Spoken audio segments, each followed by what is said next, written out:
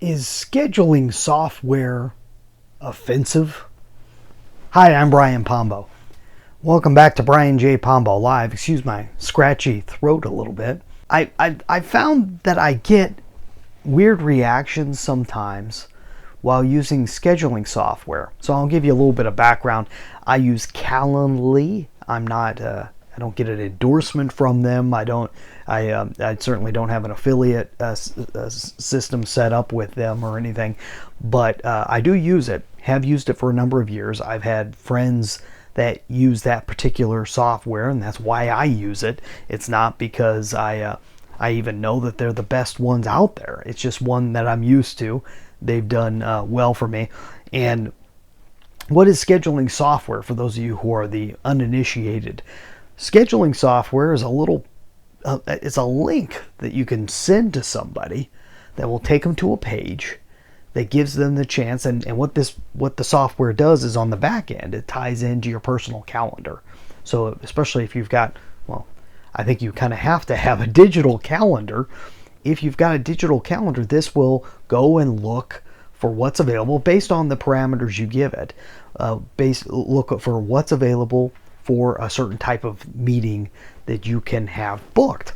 And this could be for online meetings, this could be for offline meetings, this could be for any type of scheduling situation you can make work with scheduling software. There's a whole lot of options out there in terms of scheduling software, and I love it. I personally love it because if you don't have that, then you're sitting there trying to figure out, okay, what days work best for you and how does that work with me and everything else. So it makes it so much easier for someone just to say, hey, here's what I have available.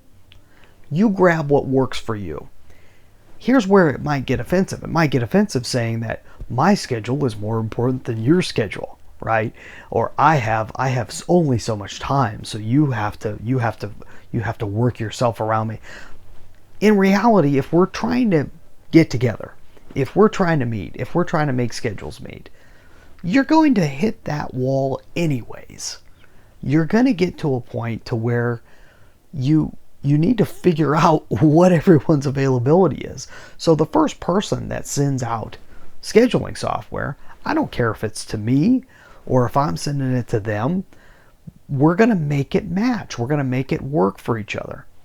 And I'd rather see everything that's available versus trying to just kind of peck in the dark and figure out what's best. Now that's my personal opinion, but I'd love to hear from you. Have you ever had somebody send you a Calendly link or something of that sort to where they have a schedule that you can jump onto? This is very common online when you're looking to book a meeting, a one-on-one meeting with someone you haven't met before. You'll see this a lot on like LinkedIn and so forth, where you have a lot of networking going on. But have you ever found it offensive?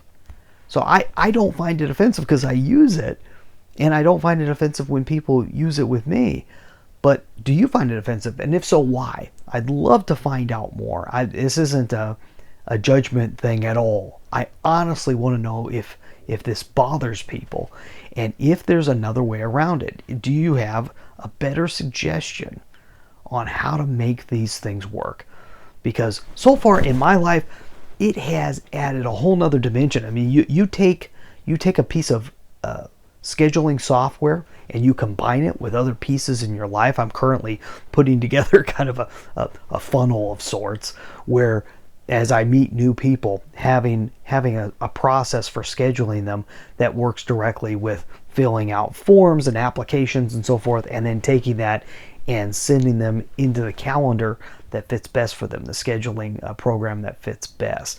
It's worked out great if you are doing any form of interviews or interview podcasting, which is what I do a whole lot of, is a lot of one-on-one conversations with people with podcasting.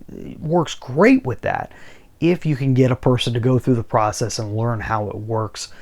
They've made it a lot more simple. Calendly has a very straightforward, elegant design, but there might be better ones out there. I'd like to know, if you use one, which one do you use?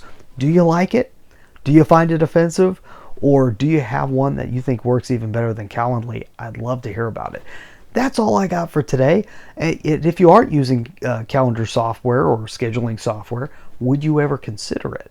I'd love to hear that too. Leave a comment wherever you're watching or listening to this, and we'll be back next time. Go check out my content marketing training specifically for people who aren't doing content marketing but are thinking about it or considering it. Go check out this training. It's at contentmarketingquestion.com. It does cost money, but if it's worth it to you, if it can save you time and money down the road from either doing content marketing or not doing content marketing. Because while I'm a proponent of content marketing, I'm definitely not going to tear anyone down who isn't going into it, because I outlined 7 specific reasons why you wouldn't want to do content marketing, at least not right now. So go check that out, contentmarketingquestion.com. That's all we got for today. We'll see you next time. In the meantime, get out there and let the magic happen.